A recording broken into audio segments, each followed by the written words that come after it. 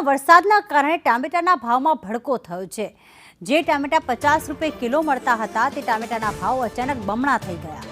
રિટેલમાં કિલોએ ટામેટાનો ભાવ વધીને 100 થી 120 રૂપિયા થઈ ગયો છે, તો જથ્થાબંધ માર્કેટમાં ટામેટાનો ભાવ 80 રૂપિયાએ પહોંચ્યો છે।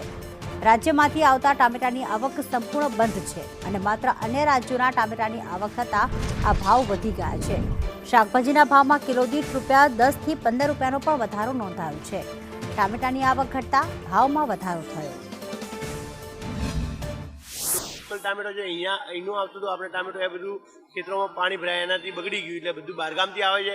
બહારગામથી ત્યાં ટ્રાન્સપોર્ટ ને બધી રીતથી મોંઘું આવે, અને બેંગ્લોર બી વરસાદ વધારે એના લીધે હમણાંથી વધી ગયા છે શાકભાજીના ભાવ। દરેક વસ્તુમાં 20-30 રૂપિયાનો વધારો। ટામેટાના ભાવમાં શું કહેશો? એમાં પહેલા 40-50 રૂપિયા મળતા હતા, અત્યારે 70 રૂપિયા લીધા અમે। ટામેટા તો અત્યારે કહીએ તો અઠવાડિયા 10 દિવસ પહેલા જ 30 રૂપિયા 40 રૂપિયા હતા, અને અત્યારે હોલસેલમાં જ 80 રૂપિયા થઈ ગયા છે। છૂટકવાળા તો 100-120માં વેચતા હોય, અને ટામેટા એવી વસ્તુ છે કે જેમ બટાકા વગર ના ચાલે એમ ટામેટા